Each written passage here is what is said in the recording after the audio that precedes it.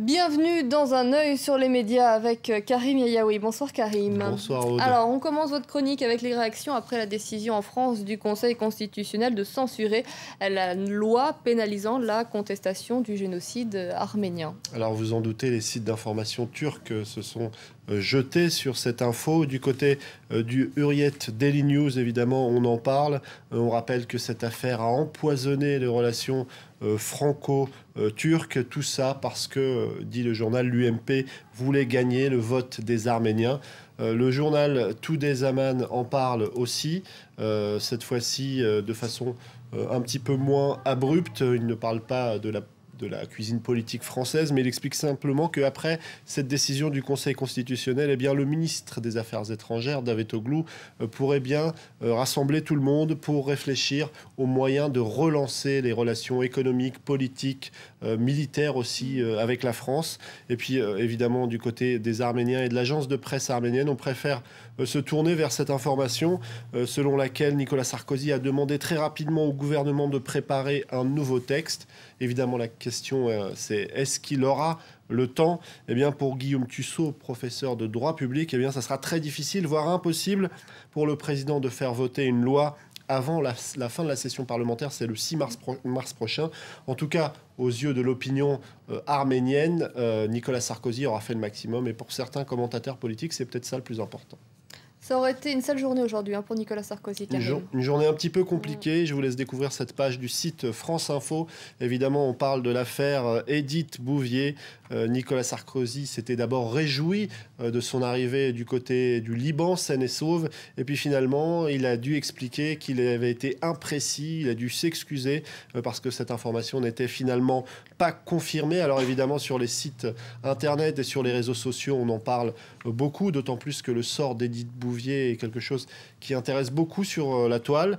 Je vais vous montrer ce tweet un petit peu sarcastique parce que Le Figaro a dû démentir le président de la République, Le Figaro qui est un journal plutôt de droite. Ce tweet, quelqu'un se souvient-il d'une autre fois où Le Figaro avait dû démentir Sarkozy? Avec une pointe d'ironie, il ajoute que c'est historique. Sur ce tweet, on accuse un petit peu le président d'avoir voulu aller trop vite, de profiter un petit peu de cette bonne nouvelle au niveau médiatique et politique. Alors il y a aussi des réactions par rapport à la chaîne, c'est pas ce tweet-là, mais plutôt celui-ci, à la chaîne BFM qui a été très prompte à évoquer l'exfiltration de Édith Bouvier. Nathalie Maroun, qui travaille dans un centre de recherche stratégique, souligne aussi qu'elle était étonnée de voir un journaliste de BFM expliquer comment les autres allaient être exfiltrés avec Édith Bouvier. Elle souligne que tout ceci n'est peut-être pas très prudent et on ne réfléchit pas forcément assez à la sécurité de ceux qui sont en Syrie. Il faut dire que cette affaire s'inscrit dans un contexte de grande tension. De grandes tensions et de grandes confusions. Il y avait énormément de tweets cet après-midi qui commençaient par « selon mes sources ». Beaucoup de journalistes essayaient de donner l'information. Beaucoup de journalistes avaient parfois des sources au sein de l'opposition syrienne. Une opposition syrienne qui parfois voulait faire entendre sa voix. Alors évidemment, c'était difficile de s'y retrouver au milieu de toutes ces informations. C'est finalement peut-être plus cette confusion qui a amené à croire qu'Édith Bouvier était déjà arrivée en Syrie. Mais plus étonnant tout de même, c'est de voir le chef de l'État l'annoncer aussi promptement.